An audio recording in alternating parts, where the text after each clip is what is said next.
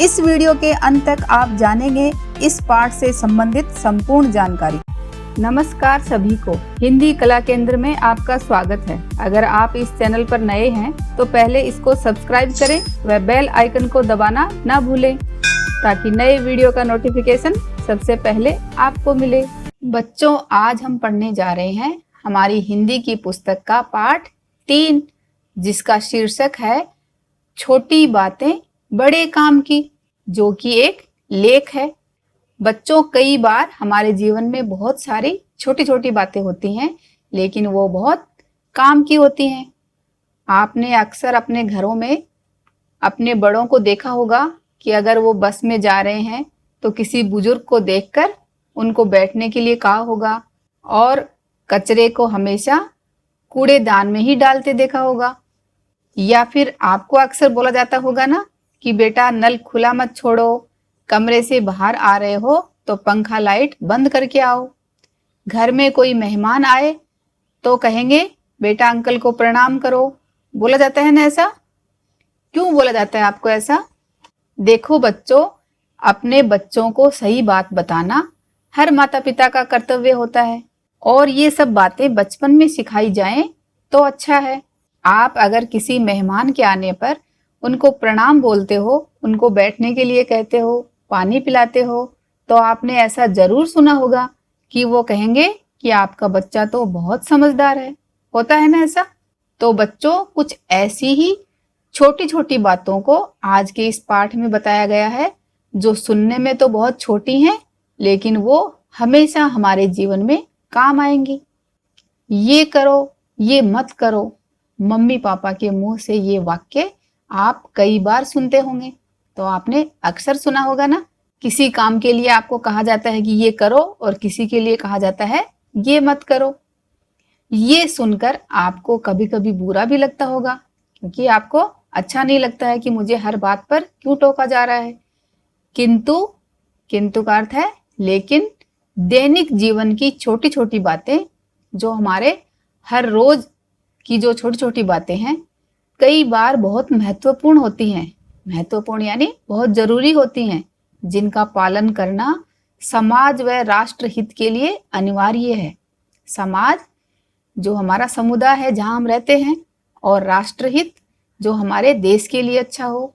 और अनिवार्य का अर्थ है जो टले नहीं, यानी उनको करना ही है। तो हमारे जीवन में ऐसी छोटी छोटी बातें होती हैं जो करनी बहुत जरूरी होती हैं, और जिनका पालन करने से हमारे समाज का और हमारे देश का हित होता है, भला होता है, जो कि हमारा भी भला करती हैं। इसलिए ये छोटी छोटी बातें बहुत काम की होती हैं। तुम अपनी कक्षा में बैठे हो, अध्यापक महोदय के आने पर तुम उठकर खड़े हो जाते हो, करते हो ना ऐसा, और हाथ जोड़कर उनका अभिवादन करते हो। अभिवादन यानी प्रणाम, नमस्कार, गुड मॉर्निंग बोलते हो ना। तो इस प्रकार तुम क्या करते हो? उस वक्त शिष्टाचार का पालन करते हो। शिष्टाचार यानी शिष्टतापूर्ण आचरण और व्यवहार, यानी उस वक्त आप अच्छे व्यवहार का पालन यानी उसको निभाते हो। तरुण बस में बैठकर यात्रा कर रहा था, बस से कहीं जा रहा था। एक वृद्ध यानी बुजुर्ग उसी बस में चढ़ा। बस में बैठने का कोई स्थान खाली न देखकर वृद्ध एक ओर खड़ा हो गया। एक ओर यानी एक तरफ खड़े हो गए। ये देखकर तरुण ने अपना स्थान उस वृद्ध के लिए छोड़ दिया, यानी तरुण ने खड़े होकर अपनी सीट उन बुजुर्ग को दे दी। निश्चय ही तरुण ने अच्छे नागरिक का कर्तव्य निभाया। निश्चय का पक्का इरादा, यानी निश्चित रूप से ही तरुण ने उस वक्त एक अच्छे नागरिक, यानी उस नगर का रहने वाला या देश का रहने वाला का कर्तव्य, वह कार्य जो किया जाना चाहिए, निभाया का अर्थ है पालन करना। तो तरुण ने ये बहुत अच्छा काम किया, जो कि एक अच्छे नागरिक को करना चाहिए था। इस प्रकार के व्यवहार यानी इस तरह का बर्ताव अथवा आचरण को शिष्टाचार कहते हैं, यानी एक सभ्य व्यवहार।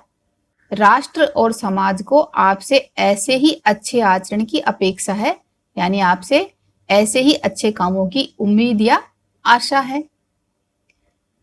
बिजली का दुरुपयोग करना यानी उसका गलत इस्तेमाल करना या बिजली की चोरी करना सही आचरण नहीं है, यानी कि ये अच्छी आदत नहीं है। आपकी थोड़ी सी लापरवाही, लापरवाही का अर्थ होता है असावधानी, आपके बिजली के बिल को तो बढ़ाती ही है। अगर आपने घर में ध्यान नहीं रखा, बेवजह आपने पंखे लाइट चालू रखे, तो वो सब आपकी बिजली के बिल को तो बढ़ाएंगे ही, साथ ही प्रदेश में बिजली का संकट भी पैदा करती हैं। संकट यानी मुसीबत या आफत।